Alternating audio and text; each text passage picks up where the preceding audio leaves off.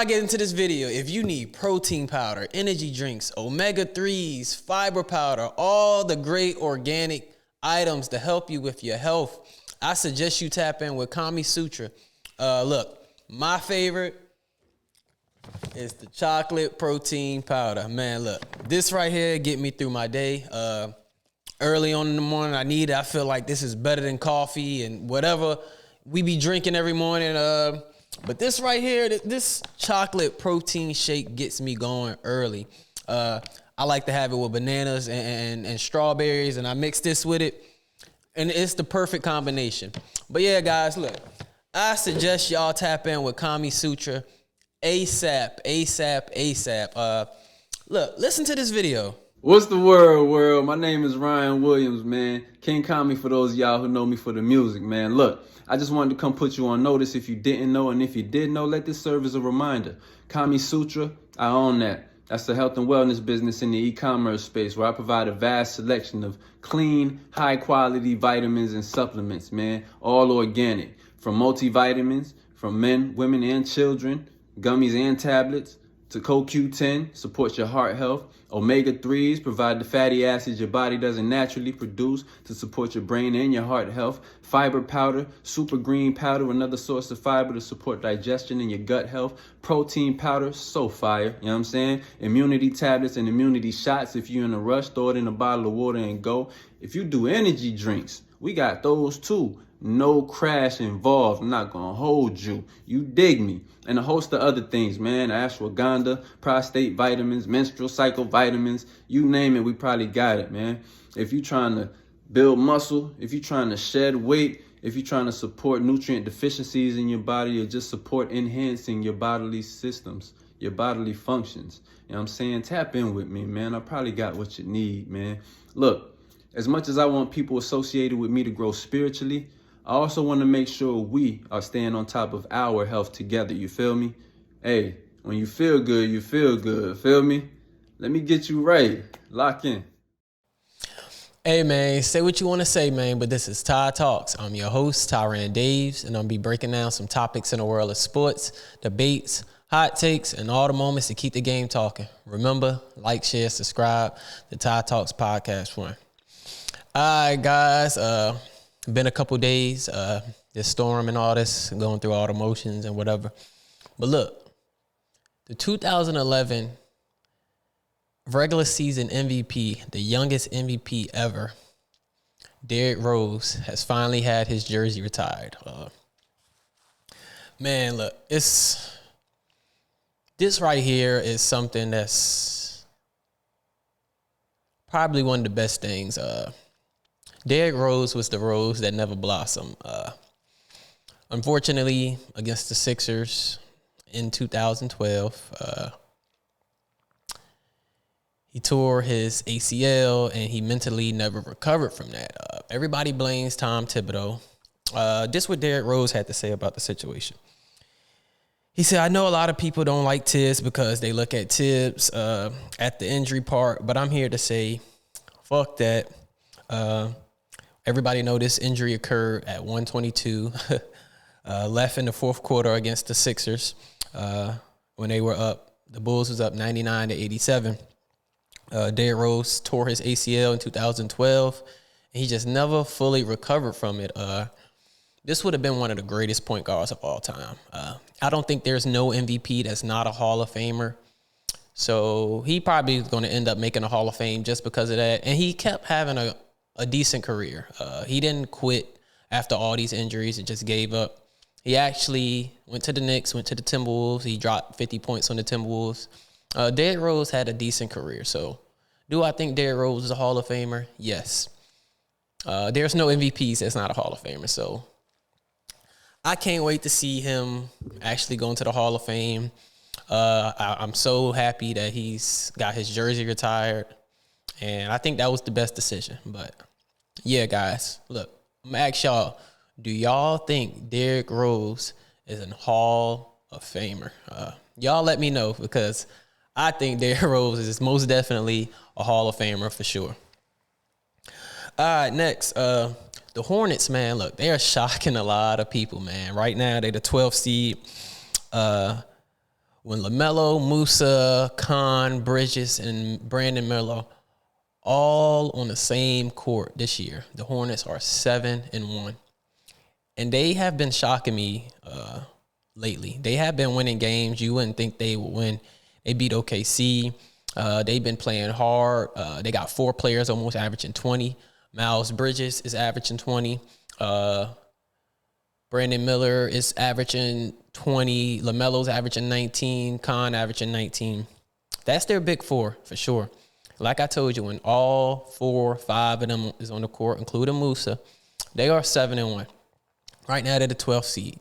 Their record are 18-28. I honestly feel like the Hornets can try to make this play in. I know a lot of people like, the Hornets, AAU, they're not fun to watch. They're very fun to watch. I just think they need more veteran leadership, and I think they should actually get Miles out of there and try to build more around the big 3. Don't trade LaMelo yet. Just don't. Y'all finally improving and looking better. Let's just see how it works instead of trading LaMelo. I don't think that'd be a good idea. All right, next, the Clippers. The Los Angeles Clippers. A team that started off 6-21. Team that got rid of Chris Paul, the greatest franchise player that ever played for the Clippers, in the middle of the season, even though he won't get minutes, but he was supposedly causing problems. This team right here has recovered tremendously, and it never been a team that started off 6-21 and ended up making the playoffs. But look, over the last 18 games, they're 15-3. Blowing out Brooklyn by 37 points. Like I just told you, they started off 6-21, but now they're 10th in the West with a record of 21-24. And like I told you, they are on the brink of making history. No team has ever finished at 500 with a 6-21 start. So, man, look. This will be history if the Clippers can make the playoffs. And, man, they started off terrible. When I first seen the Clippers, I was like, they're not good. They're not going to be good. But they're proving me wrong, and I'm starting to see something different out of the Clippers. It's just Kawhi need to stay healthy. All those guys need to stay healthy. Also, John Collins has been balling. He has been balling. While Zubac was missing all those games, John Collins stepped in and played his role. So, yeah, shout out to the Clippers. They might make the playoffs, and they might be the first team in history to start off terrible, 6-21, and end up being over 500 by the end of the season. But we still got a lot of games to go. We'll see. We'll definitely see. Next, the Oklahoma City Thunder lost to the Toronto Raptors, 103-101. Defensive Player of the Year candidate Scotty Barnes had a sealed game-winning block on Chet Holmgren. He had 10 points, 11 rebounds, 8 assists, and 3 blocks, and including the game-saving block on Chet Holmgren. So, look, Toronto Raptors right now, I think they should have 2 All-Stars. Brandon and Scotty Barnes, they are the 4th seed, and they're still winning games and still looking good. So, yes, I think the Toronto Raptors should have 2 All-Stars. Also, let me go to this OKC tide. So, all these OKC fans been telling me that the OKC Thunder have not been figured out. I'm going to keep saying this, bro. They have been figured out. They have. They were not losing like this at the beginning of the season. They were blowing guys out at the beginning of the season. Are we going to blame that they just lost gas? Are they mentally checked out? If any team can hold Shea under 25 or 30 points, you have a huge chance of winning. That's just the game plan, man. Shut Shea down in some type of way, and you can get the W. Or even shut down Shea and Chet combined, and you can win. But yes, I'm going to keep saying this. OKC do not look like the same dominant team that was hot at the beginning of the season. And all you OKC fans want to keep saying that y'all are the best and y'all got it all figured out. Y'all don't got it all figured out, bro. Y'all are losing. Y'all lost to Miami. Y'all lost to the Spurs. Y'all lost to Indiana. Y'all lost to Toronto. It's happening, bro. Y'all are literally crumbling inch by inch. And no, I don't think OKC is going to repeat. I seriously don't see a repeat. But yeah, guys, that's just how I feel. I'm not going to keep talking about it. I'll be telling y'all mentally OKC is not there no more, like as the dominant team. But yeah, guys, that just is what it is. Next. Talking about this Super Bowl that's coming up because it's very exciting. And I know the Vikings are sick. I know Justin Jefferson is sick. But look, Sam Darnold is the first quarterback from the 2018 draft class to make a Super Bowl over Lamar, over Baker, over Allen. This man, Sam Darnold, this was somebody that everybody was like, oh, Sam Darnold's trash. He's not going to get better. The Vikings, y'all let him go. Now look at Justin Jefferson. Now look at y'all franchise. Also the Jets, y'all let Sam Darnold go. This is what happens when you give up on a young quarterback. Like I told y'all before, the owners are building these teams. General managers are building these teams. You cannot just blame Sam Darnold. Now look at this. Look at him. Jackson Smith Najimba, however you say his name, is out here delivering for Sam Darnold.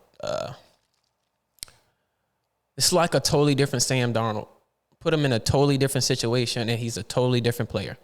He's have made the Super Bowl before Josh Allen, Lamar Jackson, and Baker Mayfield.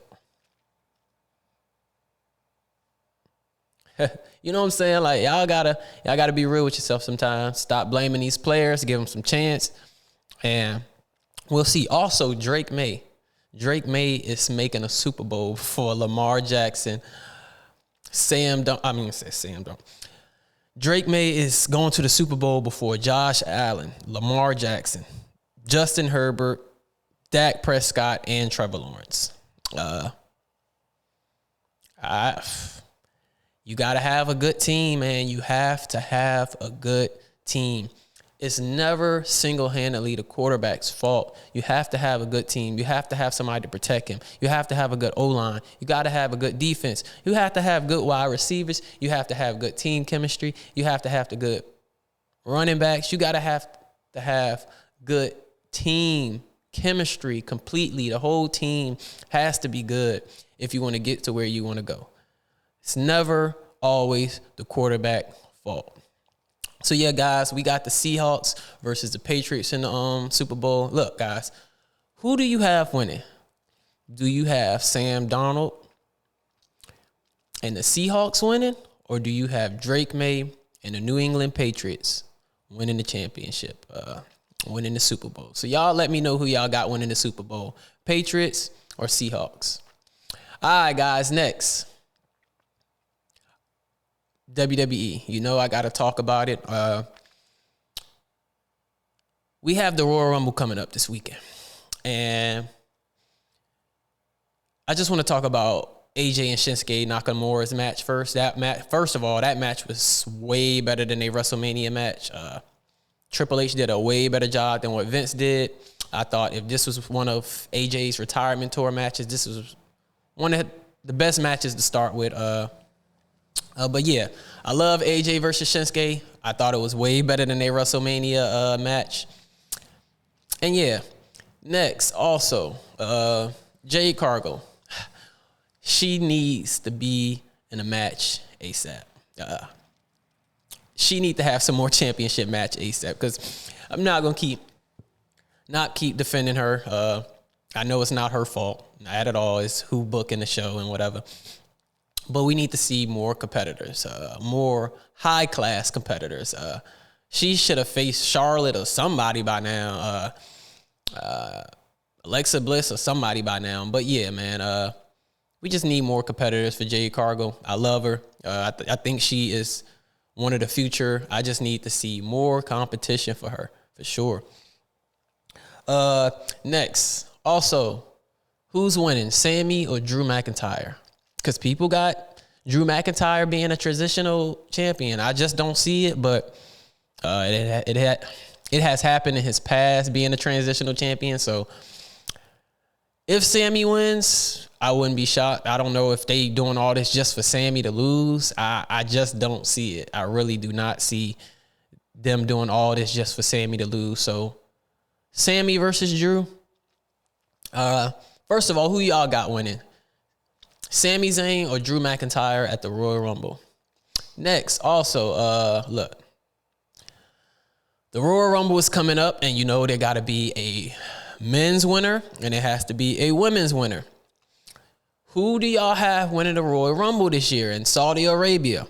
For me, for the men's, I'm going to take Braun Breaker to win the men's Royal Rumble this year. I think Braun Breaker got everything lined up for him to win. If he don't win, I would be very shocked. But right now, I for sure have Braun Breaker winning this year's Royal Rumble in Saudi Arabia. And on the female side, I think I'm going to have to go with either Raquel Rodriguez.